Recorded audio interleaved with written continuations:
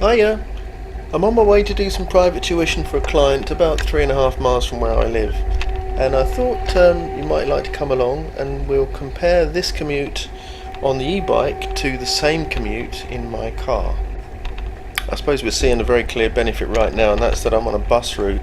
This is legal. E-bikes and bikes are allowed to cycle on bus routes, and it doesn't half make a difference.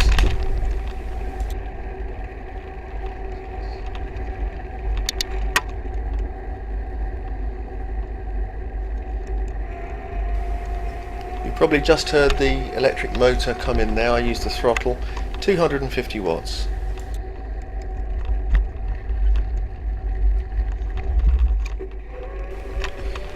So we've left the road and we'll stay off the road for quite some time for a little ride by the river. It's not quite as direct, but it's so much more pleasant and safer that it's a no-brainer really. This is the way to go.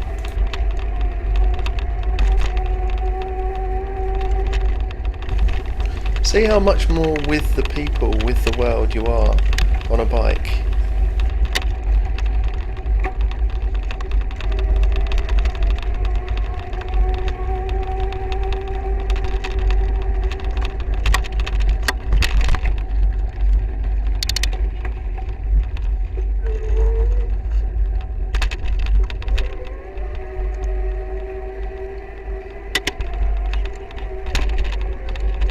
Although you can hear the motor, I'm pedalling almost all the time, so I'm getting some exercise. And the level of throttle I use, it can really be nuanced nicely, so you get as much exercise as you want really, including no exercise at all.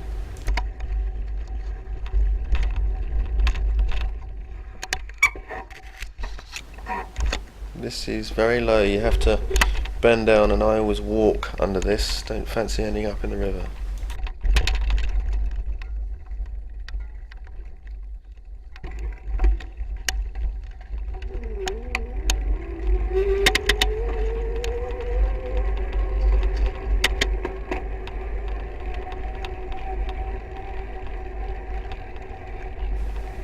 This journey is going to take me about 13 minutes, 13 minutes.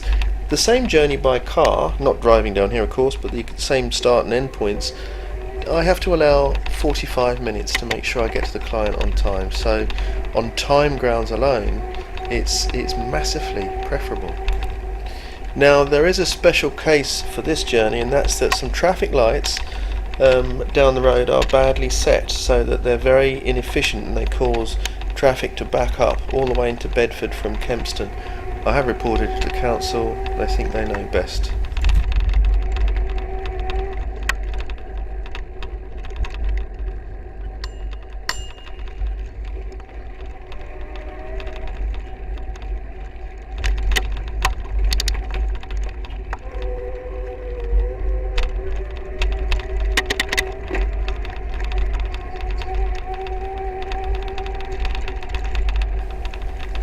So it's a fair old clip, even allowing for pedestrians, children and dogs and things, and the poor quality of the tarmac in this instance. But we're moving for the most part along around 10 to 11 miles an hour, which of course is nothing like the 30 miles an hour you're allowed in town if you could accomplish that. But by the time you've had traffic lights and traffic jams, you don't get to go anywhere near that fast, which is why this route is something like 3 times faster.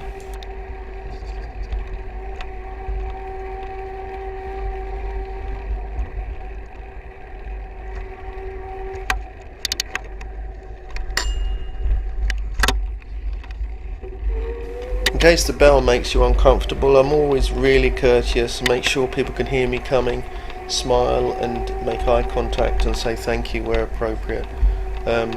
So, be polite. I don't like being whizzed past by maniacs on bikes at 3-inch distance.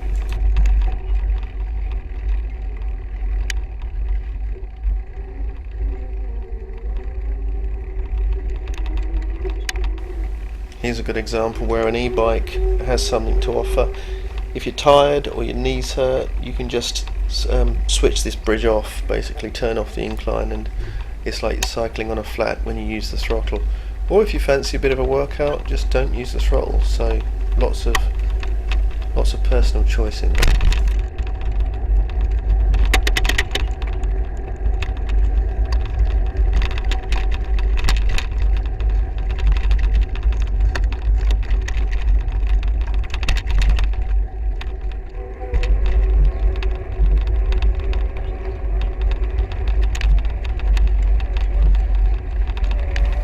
had some amusing non-verbal interactions with fellow cyclists, various kinds. Some people hate it when you overtake them, other people feel they have to overtake you at any cost. Very amusing.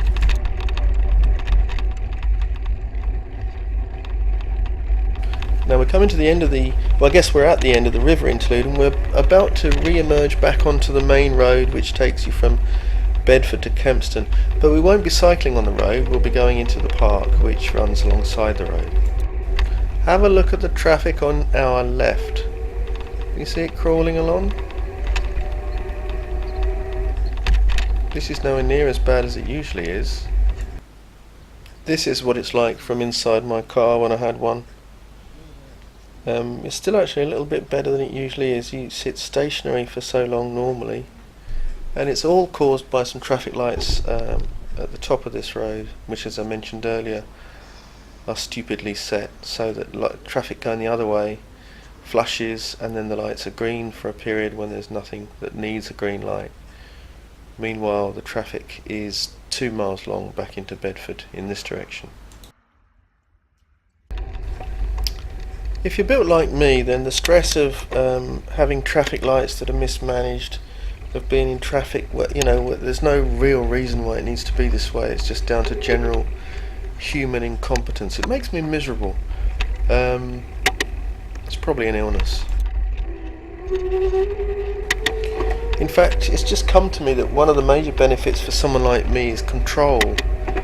I am not waiting behind idiots. I'm not waiting behind senseless traffic lights, or people that are not paying attention, or on the phone, or twiddling with their hi-fi. So that stress is absent.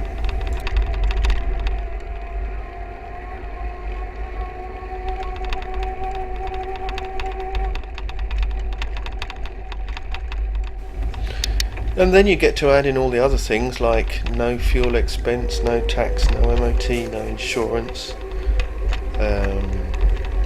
eco, exercise. It really does become very clear why this is such a delightful option.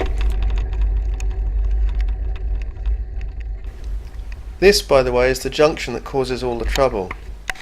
The road going left-right is a road called Hillgrounds, and the traffic lights are green far too long because the traffic is very light in that direction. The other road, Bedford to Kempston Road, the lights are green far too little. That's what causes all the traffic misery.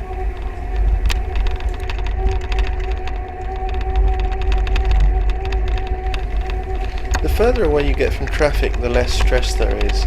So this is a moderate stretch. It's next to the traffic, but it's not in the traffic. It's still delightful. You've still got the freedom. You're still in control. You're still not going to be stopped at traffic lights for the most part.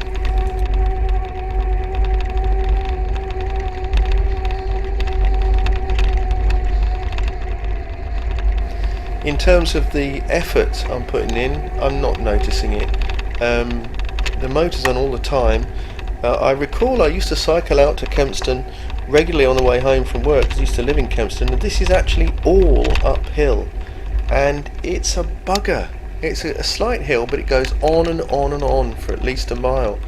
You can just take that out with the throttle. I'm still pedalling, I'm still expending effort. There's still some benefit there, and again I can choose how much benefit between 0 and all.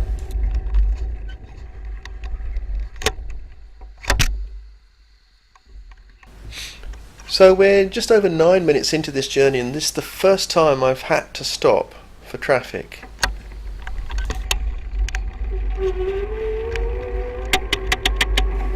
And this next leg is all on the road, but it's we just got off the main road there, and we're going to take side roads for this part. In fact, just this one side road. I think I've clobbered the camera because that's not very straight, is it? Let's just pretend that's not happening.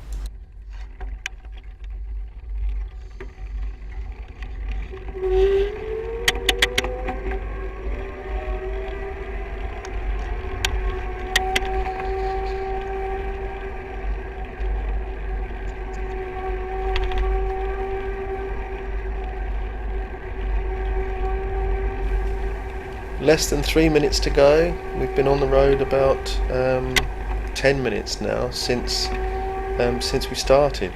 This is, more or less real time.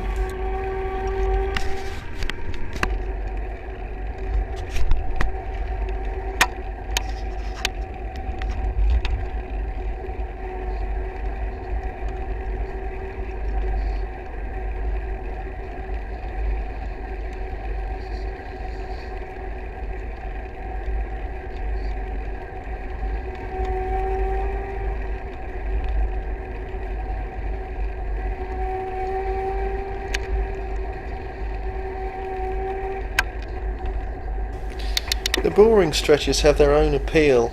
There's nothing much to do except wait until it's done, and that kind of mental non-agenda is very helpful for peace of mind, I find. This is the last piece of road on the journey. We're about to deke onto this path, and we'll be on the path till we get to the climb.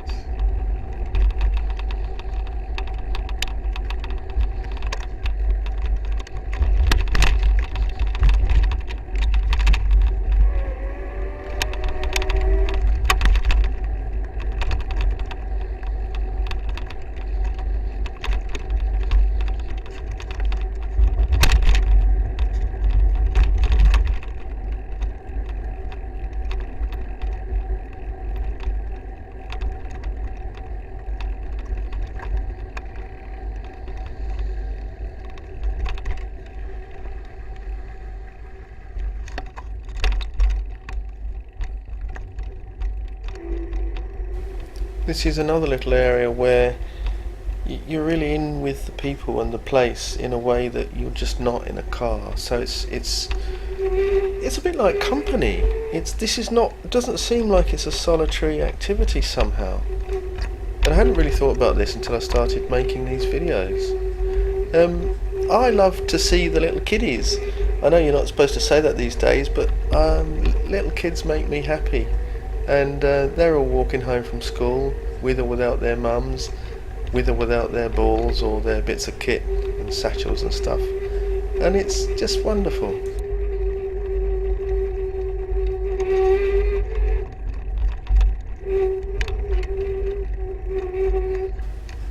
Hello, Littlin. And basically we're there. That's the commute. 13 minutes, no petrol and all that stuff, no traffic, no stress. Get to the client, really looking forward to, this one's a 2-hour session with 2 twins, one after the other, which I enjoy. And this is a great way to get there, and it'll be a great way to get home when I'm done.